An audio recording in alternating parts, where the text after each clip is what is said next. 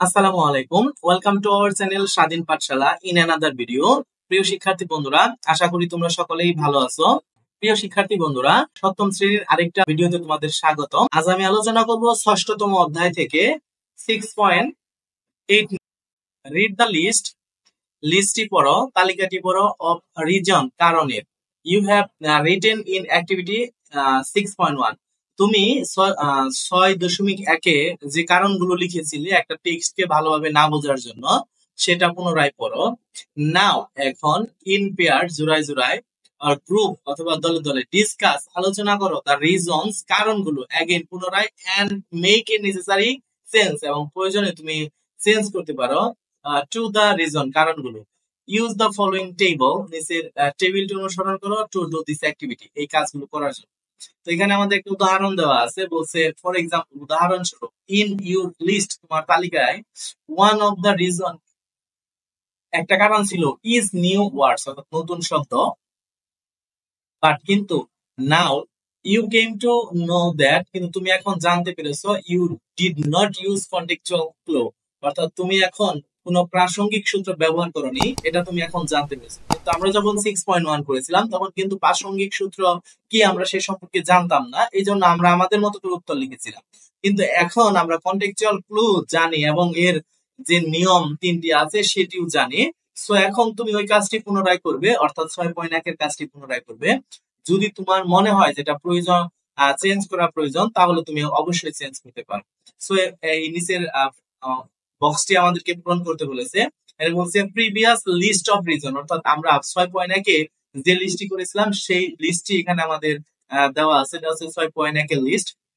আর এখানে বলছে present list of reason, অর্থাৎ এটা হচ্ছে বর্তমান আমাদের যে তালিকা, অর্থাৎ আমরা কন্টেক্সচুয়াল ক্লু ব্যবহার করে তারপরে জানতে পারলাম।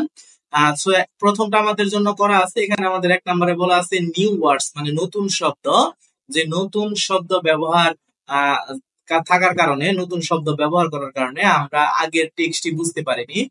So unknown or new words, অজানা অথবা নতুন শব্দ, and did not use contextual clue, এবং আমি কন্টেক্সচুয়াল ক্লুতে নতুন শব্দরূপে এগুলো ব্যবহার করিনি।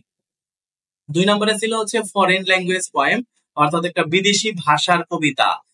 সো এখানে আমাদের বর্তমান তালিকায় আমরা লিখবো হচ্ছে written in a foreign language, এটি একটি বিদেশি ভাষায় লেখা, দ্যাট ইজ কোয়াইট ডিফিকাল্ট, যেটা কঠিন ছিল, টু গো থ্রু, অর্থাৎ যেটা বোঝা খুবই কঠিন ছিল কারণ এটা কঠিন বিদেশি ভাষায় লিখেছে।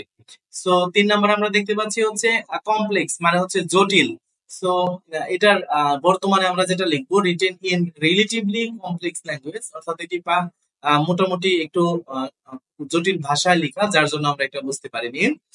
4 নম্বরে বলেছে রিটেন ফর অ্যাডাল্ট রিডার্স, অর্থাৎ আমরা যে কবিতাটি পড়েছিলাম সেই কবিতাটি বা তার মধ্যে একটা কারণ দিয়েছিলাম, সেটা হচ্ছে এই কবিতাটি হচ্ছে অ্যাডাল্ট যারা আছে, প্রাপ্তবয়স্ক বা বড়দের জন্য লেখা। কিন্তু বর্তমানে যে কারণটা সেটা বলবো অনলি অ্যাডাল্ট রিডার্স, শুধুমাত্র যারা বয়স্ক পাঠক তারাই হ্যাভ দ্য অ্যাবিলিটি, তাদেরই যোগ্যতা রয়েছে to get the meaning of such a poem, অর্থাৎ এমন কবিতার অর্থ বোঝা শুধুমাত্র বড়দেরই যোগ্যতা রয়েছে। এবং সর্বশেষে বলছে ডিপ মিনিং, গভীর অর্থ, দ্য মিনিং ইজ ডিপার, অর্থাৎ এর অর্থটা খুবই গভীর, ফর এ ইয়াং রিডার্স, তরুণ একজন পাঠকের জন্য, who has not read many poem, যে অনেক কবিতা পড়েনি, এর পূর্বে কোনো কবিতা পড়েনি বা পড়লেও অল্প স্বল্প কবিতা পড়েছে, তাদের জন্য এই ডিপ মিনিং গুলো বোঝা খুবই কষ্টসাধ্য। এই ছিল হচ্ছে আমাদের 6.8 এর ভিডিও। আশা করি তোমরা বুঝতে পেরেছো। ধন্যবাদ সবাইকে। আসসালামু আলাইকুম।